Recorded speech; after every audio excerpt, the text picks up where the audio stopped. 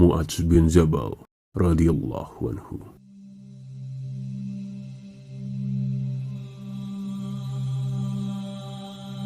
Ia adalah pemimpinnya para ulama di akhirat kelak.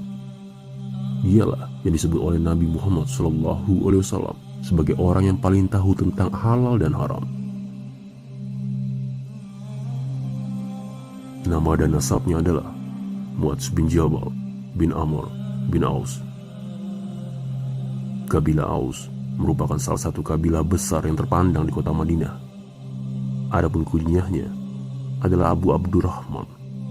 Ia memeluk Islam di usia masih sangat belia, yakni 18 tahun. Di antara peristiwa bersejarah yang melibatkan namanya adalah peristiwa Bai'at Aqabah. Mu'adz bersama 70 orang Yasrib lainnya berjanji akan menyediakan tempat baru di negeri mereka kalau Rasulullah dan para sahabat benar-benar akan berhijrah. Ia turut serta pula dalam perang Badar dan seluruh perang yang diikuti Rasulullah SAW.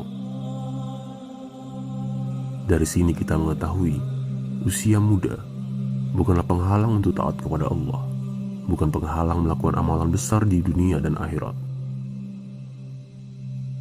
Mu'adz bin Jabal merupakan pemuda yang memiliki kedudukan besar di hati Nabi. Nabi pernah memboncengnya, pernah memegang tangannya sambil berkata, "Wahai Mu'adz, demi Allah, sesungguhnya aku mencintaimu. Sungguh, aku mencintaimu."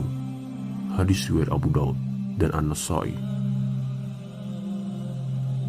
Walaupun usia Mu'adz masih sangat muda, ia memiliki wawasan keislaman yang luas. Buktinya, Nabi mengutusnya berdakwah ke Yaman setelah perang Tabuk. Beliau antar Mu'adz ke ujung jalan sambil berjalan kaki, sementara Mu'adz berada di tunggangannya. Dari Abu Bahriyah Yazid bin Qutaib As-Sakuni, ia berkata, "Aku memasuki Masjid Hum yang terletak di salah satu kota di Suriah. Kulihat seorang pemuda keriting dikelilingi orang-orang. Kalau ia berbicara, seakan cahaya dan mutiara keluar dari lisannya. Aku bertanya, 'Siapa orang itu?' Orang-orang menjawab, 'Dia adalah Mu'adz bin Jabal radhiyallahu anhu.'" Sejak Nabi hijrah ke Madinah, Mu'adz sangat intens berguru pada Nabi atau mulazamah. Ia belajar Al-Quran dan ilmu-ilmu syariat langsung dari sumbernya, hingga ia menjadi seorang yang paling fasih bacaan Al-Qurannya di antara para sahabat. Dan dia termasuk yang paling berilmu tentang hukum-hukum agama. Mu'adz merupakan salah satu dari 6 penghafal Al-Quran terbaik di zaman Nabi SAW. Mu'adz bin Jabal radhiyallahu anhu berkata, "Suatu hari Rasulullah menggenggam tanganku. Beliau bersabda, 'Hai Mu'adz, demi Allah, sungguh aku benar-benar mencintaimu.' Aku menjawab, 'Ibu dan ayahku menjadi tebusan. Demi Allah, sungguh aku juga benar-benar mencintaimu.' Kemudian beliau bersabda, 'Hai Mu'adz, aku ingin memberi wasiat padamu. Jangan sampai kau lewatkan untuk membacanya di setiap usai sholat. Allahumma a'ini ala zikrika wa syukrika wa husni ibadatik.' Yang artinya, ya Allah, bantulah aku untuk mengingatmu, bersyukur kepadamu, dan beribadah dengan baik kepadamu. Hadis sahih riwayat Abu Daud. Abdullah bin Amr bin Al-As radhiyallahu anhu berkata bahwa Mu'adz bin Jabal ketika hendak bersafar, Mu'adz berkata, "Wahai Nabi Allah, berilah aku wasiat." Nabi bersabda, "Sembahlah Allah dan jangan kau sekutukan dengan sesuatu apapun." Mu'adz kembali berkata, "Wahai Nabi Allah, tambahkanlah lagi." Beliau bersabda, "Jika kau meminta atau bertanya, lakukanlah dengan baik." Tambahkanlah lagi, pinta Mu'adz, "Istiqomahlah dan perbaguslah akhlakmu." Rasulullah SAW adalah orang yang selektif dalam memuji. Beliau memberi pujian bukan sekedar basa-basi, karena pujian beliau adalah sebuah rekomendasi, menunjukkan bahwa orang yang dipuji bisa dijadikan rujukan bagi umatnya. Di antara sahabat yang banyak dipuji oleh Nabi SAW adalah Mu'adz bin Jabal radhiyallahu anhu. Nabi SAW bersabda, "Umatku yang paling tahu tentang halal dan haram adalah Mu'adz bin Jabal." Hadis riwayat Tirmizi. Dari Abu Hurairah radhiyallahu anhu, Rasulullah SAW bersabda, "Pria terbaik adalah Abu Bakar, Umar, Abu Ubaidah, Usaid bin Udair, Zabid bin Qais, Mu'adz bin Amru, dan Mu'adz bin Jabal." Dalam sabdanya yang lain, Nabi SAW memuji Mu'adz. Belajarlah Al-Quran dari 4 orang ini: Ibnu Mas'ud, Salim Maula Abu Huzaifah, Ubay bin Ka'ab, dan Mu'adz bin Jabal. Hadis riwayat Muslim. Nabi SAW mengabarkan bahwa di hari kiamat, Mu'adz berada jauh di depannya para ulama. Beliau SAW bersabda, "Sesungguhnya dia datang pada hari kiamat nanti sebagai pemimpin para ulama. Dia di depan mereka sejauh lemparan yang jauh." Hadis riwayat Al-Hakim.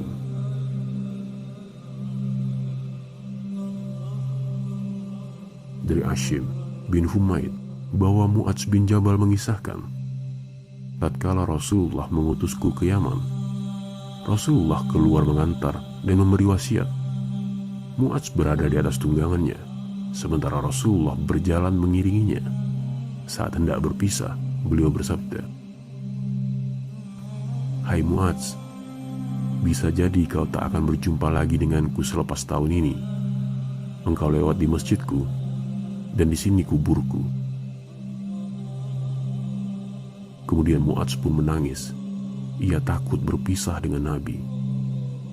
Kemudian Nabi berbalik ke arah Madinah.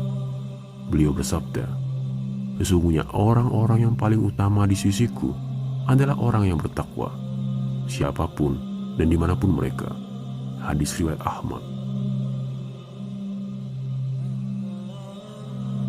Dan Mu'adz bin Jabal adalah orang yang paling mengetahui kebaikan, dan dia juga seorang yang patuh pada Allah dan Rasulnya.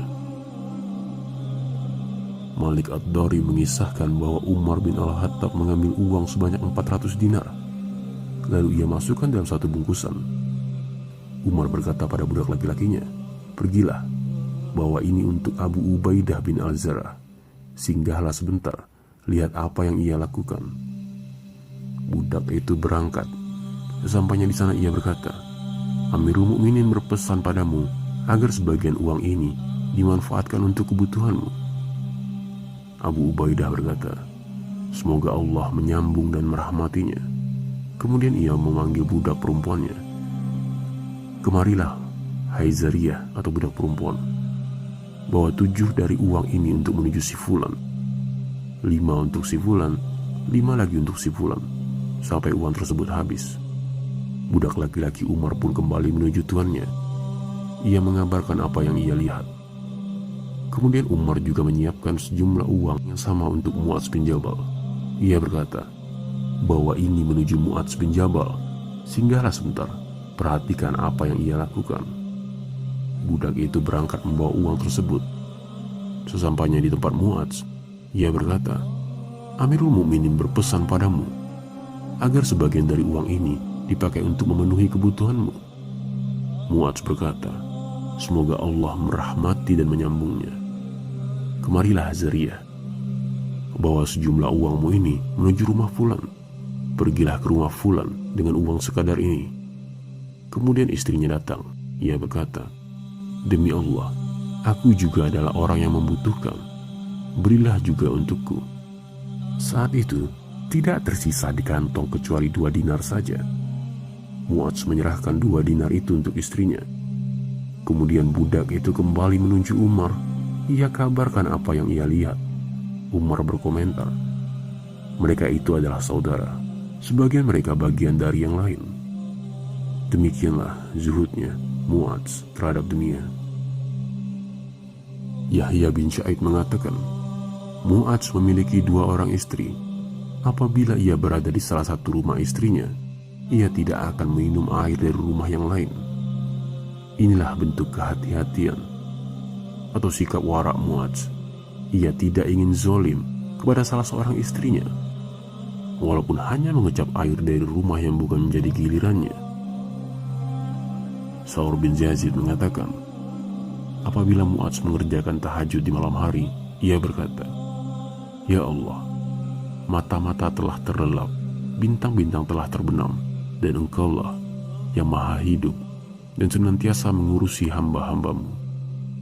Ya Allah, usahaku untuk mengejar surga begitu lambat, dan lariku dari neraka begitu lemah. Ya Allah, berilah petunjuk untukku yang ada di sisimu hingga hari kiamat. Sesungguhnya Engkau tidak menyelisihi janji. Ibnu Ka'ab bin Malik berkata, Mu'adz bin Jabal adalah seorang pemuda tampan dan santun. Ia adalah salah satu pemuda terbaik dari kaumnya. Tidaklah ia dipinta sesuatu, pasti ia berikan. Dari Muawiyah bin Qurrah, Mu'adz bin Jabal radhiyallahu anhu berkata pada anaknya, Anakku, apabila engkau sholatlah seakan itu sholat terakhirmu.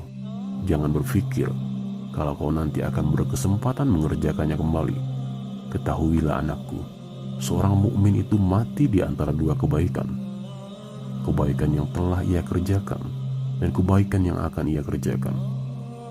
Tariq bin Abdurrahman mengisahkan bahwa tersebar wabah kolera di Syam. Saking rata penyebarannya, sampai orang-orang berkomentar, ini adalah banjir, hanya saja tidak berair. Komentar ini sampai ke telinga Mu'adz. Ia pun berkhotbah, telah sampai kepadaku apa yang kalian ucapkan, tapi ini adalah rahmat dari Rabb kalian dan doa Nabi kalian. Seperti kematian orang soleh sebelum kalian, mereka takut dengan sesuatu yang lebih buruk dari ini, yaitu seseorang keluar dari rumahnya di pagi hari dalam keadaan tidak tahu apakah ia beriman atau munafik. Dan mereka takut kepemimpinan anak-anak kecil atau yang tidak berkompeten.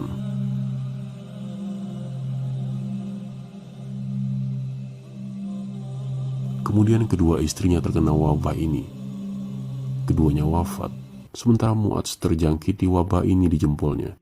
Ia usap dengan mulutnya sambil berkata, Ya Allah, sesungguhnya ini kecil, berkahilah. Sesungguhnya Engkau maha memberi keberkahan pada yang kecil. Mu'adz pun wafat karena wabah ini. Sejarawan sepakat bahwa Mu'adz bin Jabal radhiyallahu anhu wafat karena penyakit taun. Ia wafat di sebuah wilayah di Yordania atau Syam pada tahun 28 Hijriah. Adapun usianya saat wafat, sejarawan berbeda pendapat. Pendapat pertama menyatakan ia wafat saat berusia 38 tahun, dan pendapat lainnya menyatakan 33 tahun. Semoga Allah meridai dan merahmati Mu'adz bin Jabal yang akan menjadi pemimpin para ulama di akhirat kelak.